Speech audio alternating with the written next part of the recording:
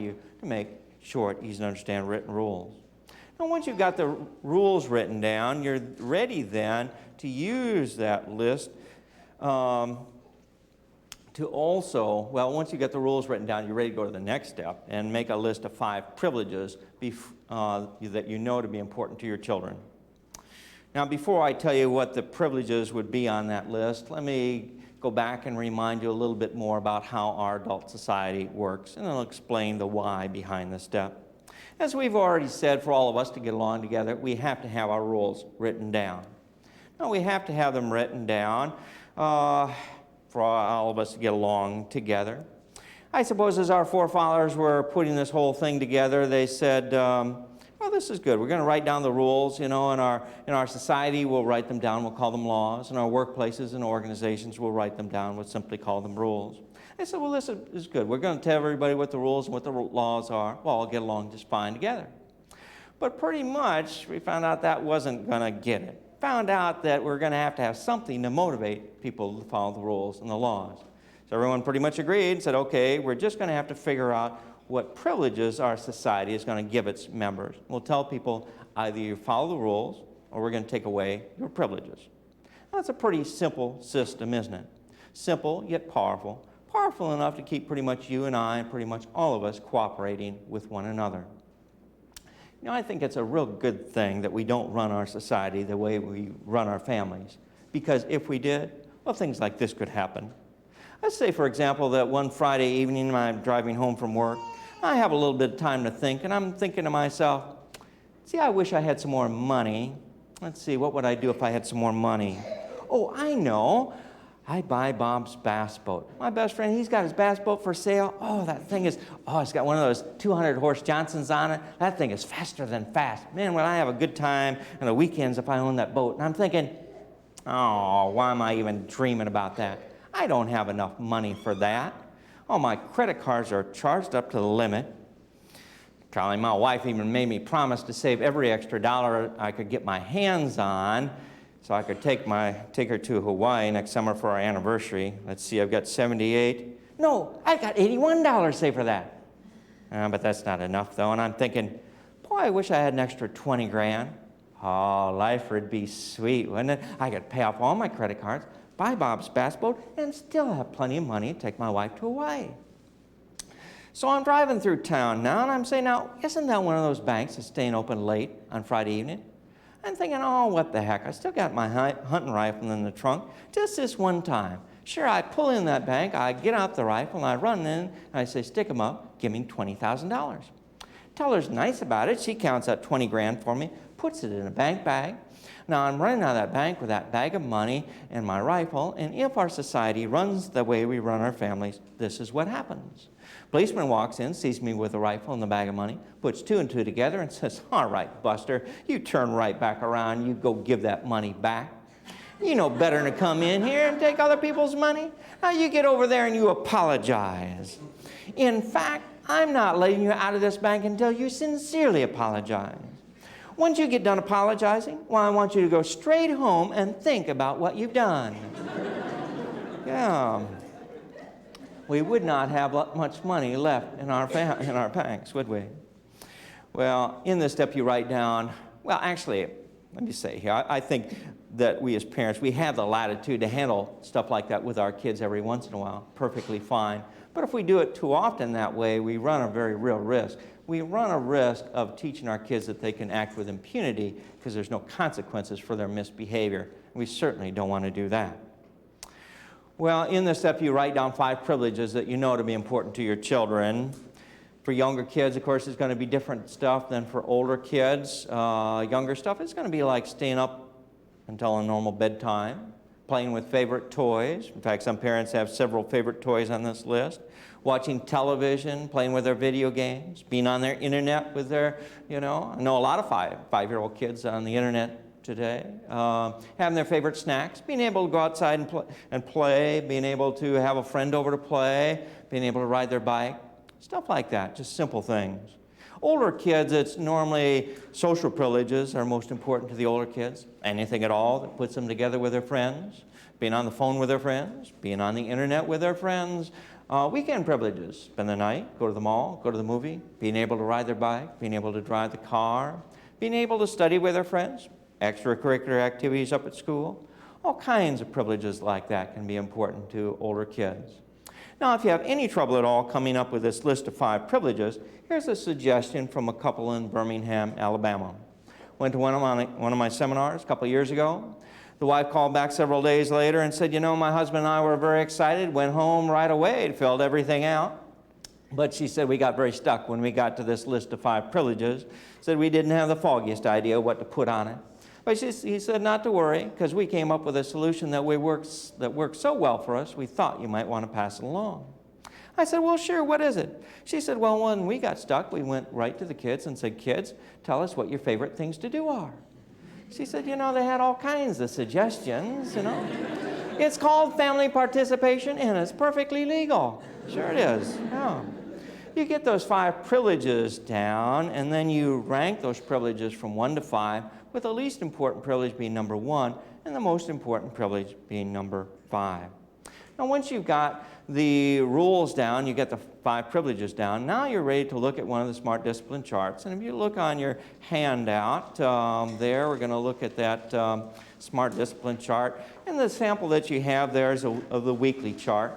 The daily chart, by the way, works exactly the same way. It just has 8 blanks on it instead of the 12 on this chart. It works exactly the same way. Both charts, in the last 5 boxes, that's where those 5 privileges go. With the least important privilege going to the box marked H, and the most important privilege going to the box marked L.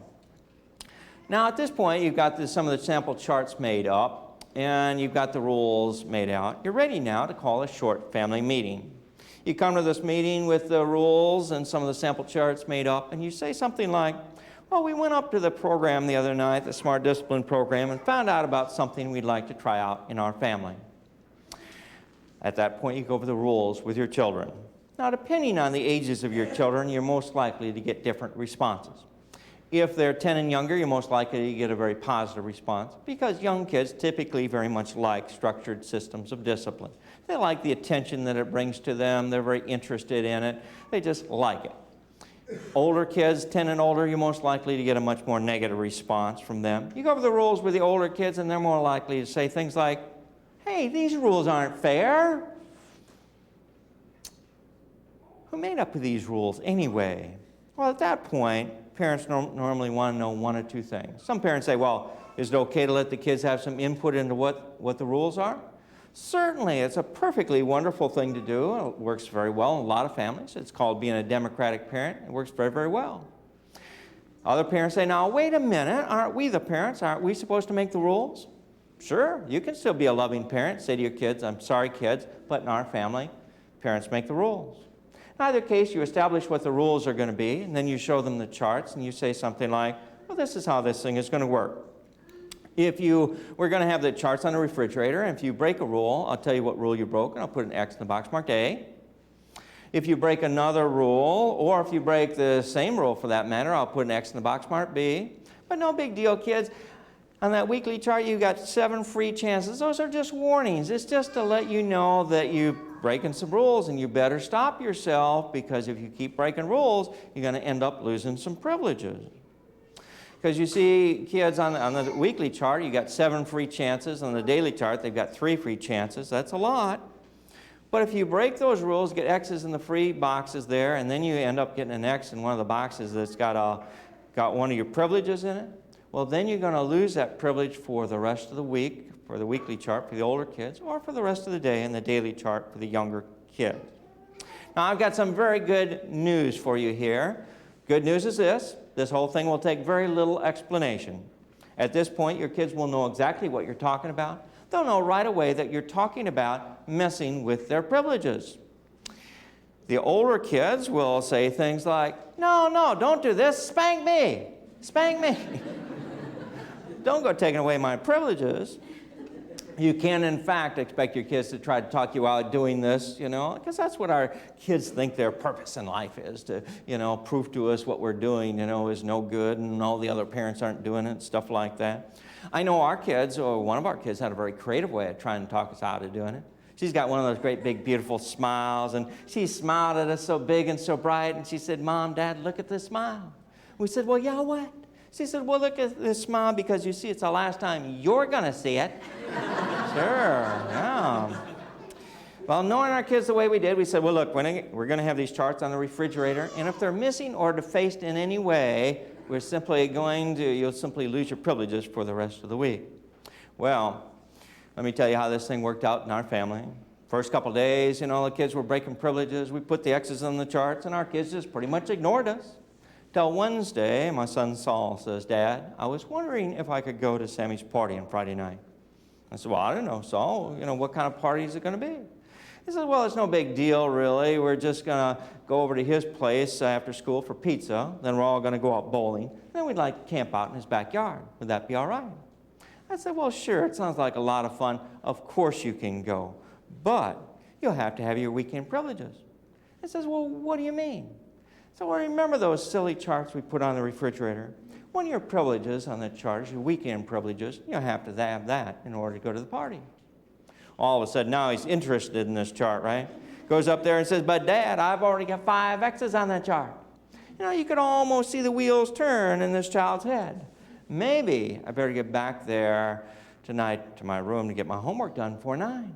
Maybe I better stop messing with my sisters. And that's pretty tough when you got 4 of those little suckers running around, right?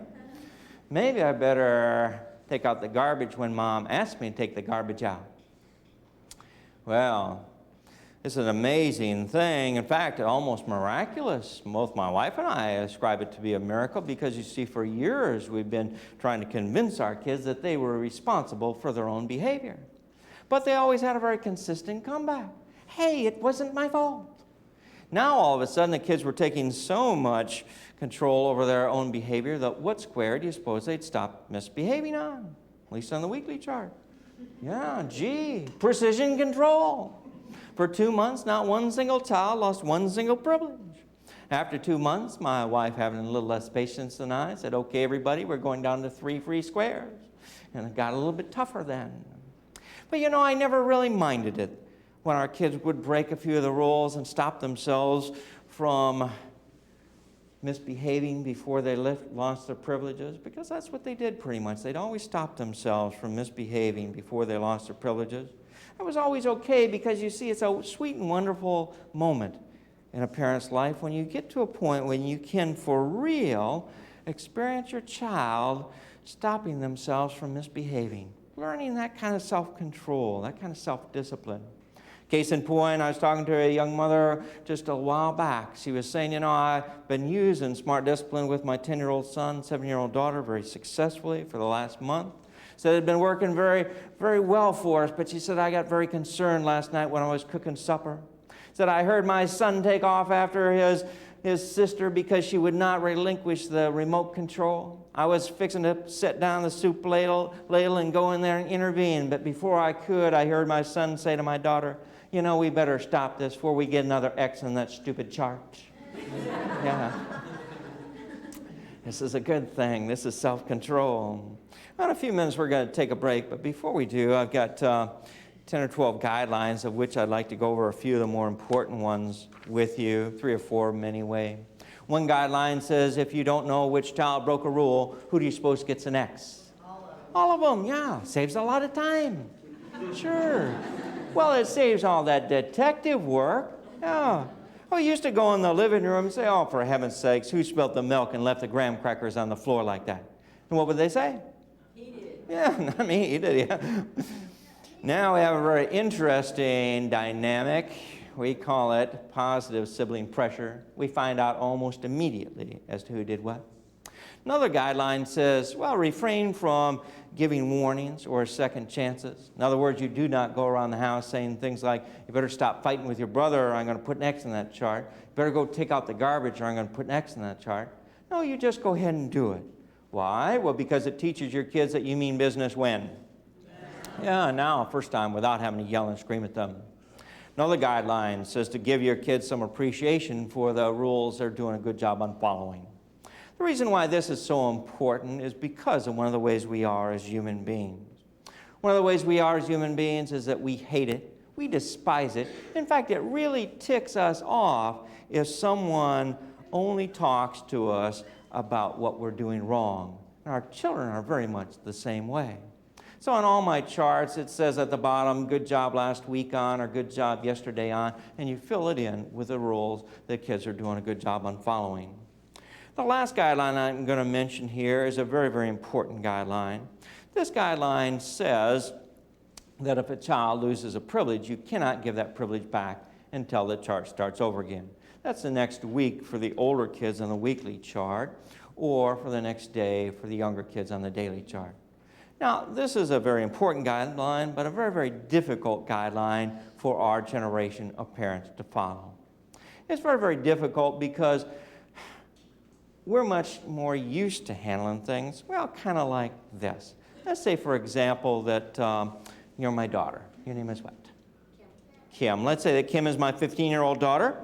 And let's say I'm coming home from work one night, I'm walking in the house, and I hear Kim in the back of the house sassing her mama again. You know, I've just had it up to here with this stuff, and so I call Kim in the kitchen, and I say, Kim, how many times have I had to talk to you about you sassing your mama? What do you think, 1,000 times, 2,000 times? It's been a lot, hasn't it? One of the things we know for sure, though, is the talking has not helped, has it, Kim? No, it hasn't. So I guess I'm going to have to do something here, Kim. To be honest with you, I don't know what to do with you anymore because nothing seems to work with you. But I've got to do something, so I guess, well, I guess I'll just have to ground you. How about we say, oh, shucks, I don't know. How about, well, a month? What do you think? No? No? Well, Kim says no. I tend to agree with her. I don't think that'll do any good at all. 2 months. Yes, 2 months, Kim. You can tell your friends not to be calling over here and tell them I do not want to see their face over here. And do not give me any garbage about you needing to be studying with your friends, Kim, because you're studying alone, young lady. In fact, by the time we're done with this, Kim, your friends are going to be calling you Kimmy, the Lone Rangeress. Yeah. One more thing, Kim. I want you to go find your mama and get all the crying, all the whining, all the not fair stuff out of the way, because I'm sticking to my guns this time. You can count on it. So what happens this time? Now, it's Saturday morning, about 7 in the morning. I wake up and there's all of this racket out in the living room. I go out to investigate, and there's Kim vacuuming. 10 o'clock in the morning, she's helping her mama do all the chores around the house. 2 o'clock in the afternoon, I look outside, and there she's on a stepladder washing all the windows. 3 o'clock in the afternoon, she's got the vacuum back out again. She's vacuuming out my car. What in the world is going on? 4 o'clock in the afternoon, she's in the house going, Daddy, did I do a good job around the house today? So what do I say? Oh, Kim, you sure did. You know, your mother and I are so proud of you. You know, you're such a big help around the house. We love you so much, Kim. So now she moves in for the kill, right? She says, Daddy, when you grounded me the other night, I bet you didn't remember it was my best friend Debbie's big party, did you? I said, well, no, Kim, I didn't remember that. You know, that's really too bad, isn't it? She said, well, now, hang on, Daddy. Just hear me out here. Just keep an open mind. You're always telling me to keep an open mind. How about this, Daddy? Every Saturday for the next 3 months, I'm going to get up and do all the chores around the house. Whatever Mama needs done, I'm going to do it. And, Daddy, she can even leave me a list on Friday night, so I make sure I get up early enough to get everything done. And, Daddy, how about this? You ground me for 3 months. Not 2, but 3 months, Daddy, because I've been bad. I've been so bad, Daddy. In fact, I can't think of a worse thing for a daughter to be doing than to be sassing her mama. And I don't want to ever do that again, Daddy. How about that, Daddy? All that punishment, Daddy. But just please, let me go to that party tonight. Please. Here's a little side note. Here's something that Kim knows that every single one of our children know, and we know it as well. She knows that all she's got to do is get me to say yes to this one time, and she knows all bets are called off. She knows if I say yes to this, she won't be grounded for another minute. She even knows she won't have to do another lick of work around the house. She knows it. I even know it. But despite knowing it, what do I say to her? Well, all right, Kim. You can go to Debbie's party tonight, but I hope you learned your lesson, young lady. Well, sure she did. She learned it from the master. Yeah. Why do we do that type of thing? Well, we do it for a couple reasons, I think. First off, we do it because we love our kids. We love them very, very much, and we want to believe that, yes, indeed, they have learned the lesson they needed to learn. But let's be honest, there's a second, more selfish reason, isn't there?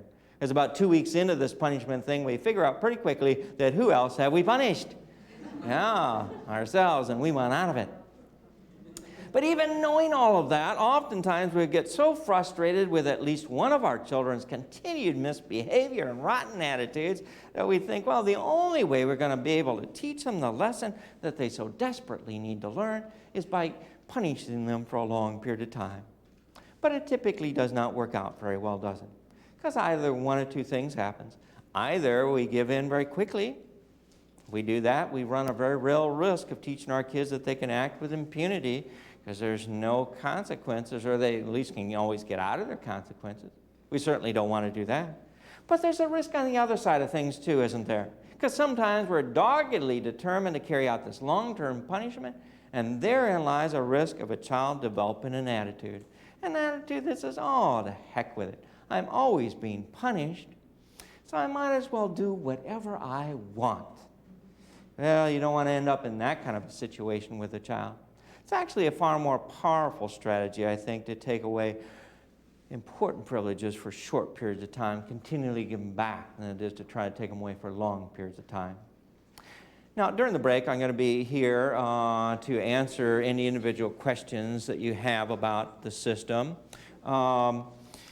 Or you can ask me about anything else that you would like. And those of you in our viewing audience are welcome to ask questions on our website, smartdiscipline.com. If everyone would, though, give me just a moment, indulge me for a second. I'd like to take a short commercial break and tell you about some of the products that we have. Of course, here at the seminar, we have them on our book tables back there. And for the viewing audience, they can call our 800 number. But I'd like to just take a moment and tell you about something you might be interested in. One of the things that we have is a 4-pack of books. And in that 4-pack of books, it really comprises all the information that I've taught to parents for years around the country. One of the books in that series, of course, is a Smart Discipline book. It's got all the guidelines in it. It's got all the charts in it that you can copy on a copy machine.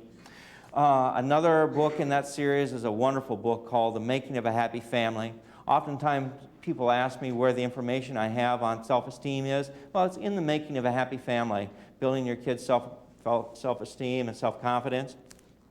A good book in that series as well is called Homework Without Hassles. In there, it's got my guidelines on how to get your kids self-motivated to do their homework, to do it right, and to do it on time. I'd like to just spend a moment more on the 4th book in that series called Centers of Brilliance. That book, what that is about is helping your children find out what their own God-given innate talents are. The reason why this is so important is because the kids that are doing so well out there in life today are kids that have a vision for their future. They know what their talents are. They know that they can go to school, develop their talents, and use them one day to become very, very successful in life. What's so important about that is the kids that have a vision for their future, well, they tend to make decisions today based on that vision for their future. They tend to be very good decisions, healthy decisions. They tend to say no to that negative peer pressure. Kids that don't have a vision for their future, well, they tend to make decisions today based on what feels good at the moment and based on what their friends are doing. Those tend to be some pretty rotten decisions. Everything is in there to help your kids discover what their own individual centers of brilliance are, their talents, and how to get them to believe in them and come to develop them and to develop that vision for their future. Everything actually is also in that book for adults to figure out what their own center of brilliance is. The reason why that is so important is because there's so many of us in our generation who are still trying to figure out what we're going to do when we grow up. A lot of you know these people, you know, they're very miserable in their careers. A lot of you are these people, right? A lot of us are miserable in our careers because our careers are not based on our own center of brilliance. It's based on something totally different. So everything is in there to help you discover what your own center of brilliance is, if you're interested in that. A couple other things you might want to be interested in, might want to know about. One of the other books on the table, Smart Discipline for the Classroom. PBS did 2 90-minute specials on that book. It's not only for teachers, but it's for anybody that works with kids. Talks about how to get kids to want to learn from you and to want to cooperate with you. Pretty neat book. Another one of the best books I think in the country on ADD and ADHD is also out there. It's written by one of our corporate presenters, Craig Pushow. It's a wonderful book. It talks about how do you bring out the best in ADHD and ADD kids. Good book as well. Two other things very quickly. One, if you want to put anything on a credit card, we take all the major credit cards. You can just fill out that credit card sheet and check off what you're taking and take it with you. And then the last thing that I want to show you is how the flashcards work. The flashcards are important because so many of our kids today grow up not knowing what their math facts are. At least they don't get them down into their rote memory. So these things come in addition to subtraction, multiplication, and division. They put 4 math facts into a child's memory at the same time. Shows them that they have a photographic memory, and it shows them how to use it. I developed these cards when I was walking down the hallway one evening, and one of my daughters in 4th grade at the time stopped me and said, "Dad, what's 6 plus 7? I stopped and I said, "Now, wait a minute. You know what 6 plus 7 is." And she said, "Well, yeah, let's see now. 6, and took out the fingers and started to do that. I said, no, we're not going to do this. So I'd like to just show you how these things work very quickly here. Well, let's say that Lisa, again, that you're my daughter. Are you good at math, Lisa? Somewhat. Well, we'll find out, won't we? Yeah. So I would say, let's say that she's my 4th grade daughter, and I'd say, well, you know what that X means. What does it mean, Lisa? Times, very good. And what's the side right above it? Divide, very good. So 7 times 9 is what? 63, yeah, we got it right. 63 divided by 9 is what? 7, very good. 63 divided by 7 is what? 9. And 9 times 7 is what? Very good. Look up here and snap a picture with your eyes, kind of like a camera. Got it? Yeah, and what was the top number? 63, very good. And over here? 7 over here? 9, very good. So 9 times is what? 63, very good. 63 divided by 7 is what? 9. 63 divided by 9 is what? 7. And 7 times is what? Very good. Can we have a hand here for Lisa? Thank you. Come talk to me during the break. We're going to take about a 15-minute break, and we're going to end at 9 tonight. And thank you. Thank you.